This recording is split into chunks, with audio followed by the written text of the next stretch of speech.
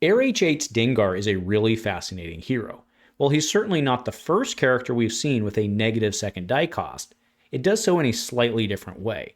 So is that second die worth it? Is Dengar worth playing Elite, or does he just cost too much? A huge shout out to our channel members for supporting what we do here.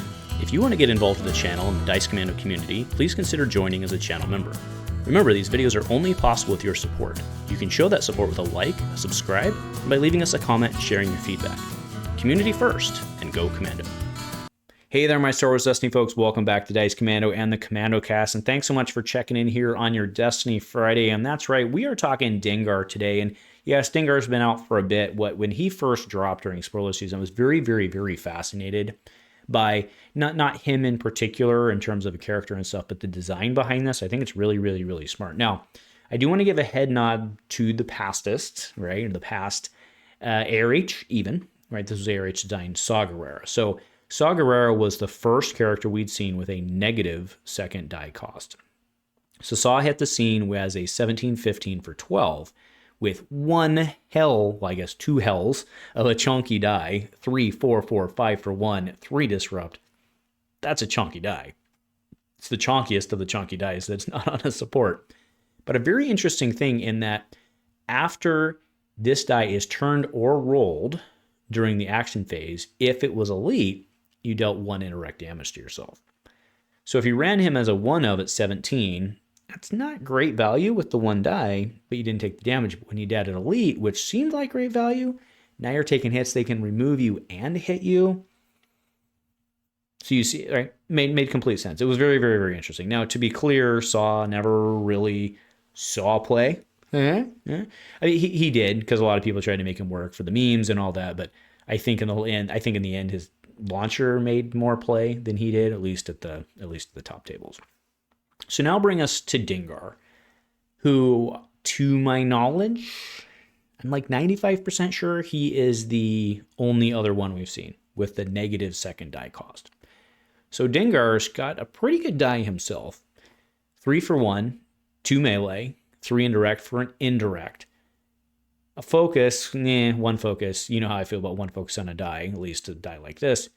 Blank. But he's 12-11, 11 health. Now, for the rest of the purpose of this conversation, we need to basically ignore the health in a value discussion. So a lot of that, just to explain what I mean by that, right? A lot of the times when we're talking about the second die cost, right? Say go from 8 to 11, right? And 8-11 characters bring 8, maybe 9 health to the table.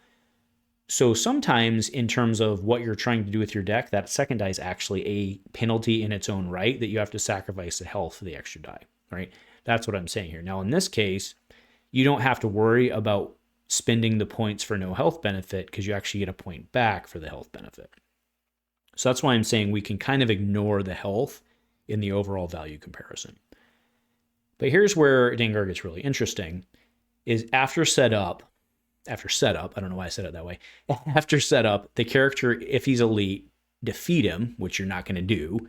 You're going to spend the resource that you have available. But that means you go into your first round with 1 resource. And everybody here at this point realizes that your first turn resources are almost certainly your most valuable resources of the game, right? A lot of times you elect not to use it on removal because you want to ramp, right? And by a lot of times, like generally. Okay. And also, though, this is where it gets really interesting, is the first paragraph is the drawback. The second paragraph, though, is actually a bonus. Because after you activate this character, if any of this character's character dice rolled a blank, deal 1 damage to a character. So at single die, very easy to do the math, 33% chance of a not unpreventable, but guaranteed ping.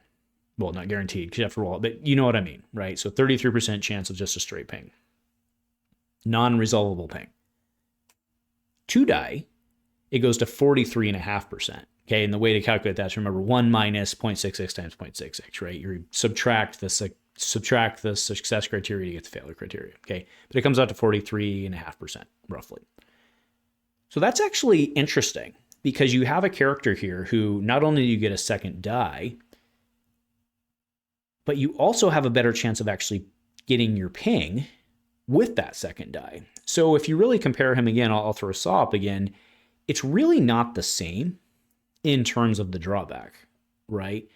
The real drawback here is really just the resource. Now, I'm in no way discounting the resource. I'm not. But let's go over to his die and then actually do kind of a full value calculation just for the first turn. Okay, because after that, everything's back to normal. So just for the first turn, let's look at his die. So you have a 3 for 1, so 2. And I'm talking in terms of EV value here, right? So 3 for 1, 2. The 2 melee is a 2. The 3 for 1 indirect is actually like 1.8-ish, somewhere in that range. At least that's how I used to value, on the 0.8. It's slightly more than 0.8 because it's dealing to yourself. You can choose where to put it. It's not a resource, so it's less, right? So it's, anyway, but it's indirect also. It's like the 1.6, 1.8 range. Then I have the 1 focus, which 1 focus is, I've always valued focus at 1, but like 1 focus on a die like this is really not equivalent to 1. It's not the same. And then you have the 2 blanks, which actually, again, on the first roll, it's a tough calculation because on 1 die it would be worth 1, but on 2 die, because if you get them both, you still only get 1. You see what I'm saying? So it's a little nebulous there. And then the second die, starting from the top again, would be 3 for 2, effectively. 2 for 1, 3 for 1 and 1, and then 1 focus for 1. You're never going to resolve that. And then blank, blank. Well, or maybe ping for 1, I suppose. But that is only on your first turn. So kind of coming back to the question I asked at the beginning is the second die worth it? I kind of believe it is. And I want to be very clear. I'm not discounting the fact that your first turn resources are very, very, very valuable, right? I'm not discounting that at all. But I think if you're in a space where you're going to run him, I think you run him elite. Furthermore, if you think about in this game the pairings that we're up against, or not up against, that are available, you can potentially pair him with a 19. Now that's very interesting because the pair with a 19 character has typically been reserved for your quote unquote numpties, right? Maybe it's, a loose or something like an 8/11. I mean, don't get me wrong, there's plenty of 8/11 characters out there. But, or maybe you're running a plot and like an 8 or 9 point character, somebody to suck up stuff, right? Like Mando, he was a 20, but you get my point, right? It's kind of in that range, whereas 18 gives you a little bit more flexibility. And sure, you can run him with maybe a 1 point plot or whatever. But being at that 11 is actually pretty decent, right? And also, right, to go back to the health discussion, a lot of times you're doing that, you're kind of running that numpty as a meat sack to a certain extent, right, to take hits or to throw stuff. And now your meat sack can actually come in with an additional die. And on top of that, these days, a lot of the 18, 19 point characters, they come with 2 resource sides. So I think there's a very fair argument here that Dengar, I think maybe, I haven't seen him a ton in the meta results. And by a ton, I mean like really much at all. That's not to say never, but I haven't seen him a ton. I would love to get feedback below. If maybe you've been playing him, tried him, does it work, does it not? I'd love to get that feedback below. But I think Dengar is really cool and has a lot of potential. And again, I am not dismissing in any way the impact of that first turn resource. And maybe in this game these days, that is just too much, right? With some of the ramp type decks we've seen, I completely acknowledge that. You need every resource you can. But that's a lot of really good. I mean, the fact that the ping increases too, right? I mean, you increase your ping by over 20%? Because it's 23% increase. Did I do that the right way? Yeah, 23% increase, 22% increase in your ping percentage as well.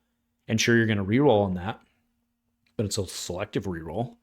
If you roll, 2 damage sides, you're probably not going to reroll. You're just going to take them or let your opponent remove them or worry about the fact that you've got 6 damage on the table. Now, while maybe your 6 damage on the table is you can't afford turn 0 or turn 1 because you already spent your resource. But I hopefully you get what I'm driving at here. I think there's some significant unexplored value in Dengar. He's definitely different, very, very different than Saw. And I give a lot of props in terms of the design of this and the fact that it made it through testing. And I think they made the right decision on this, whether he sees the table or not. Very, very, very cool design. So well done, ARH. Thanks so much.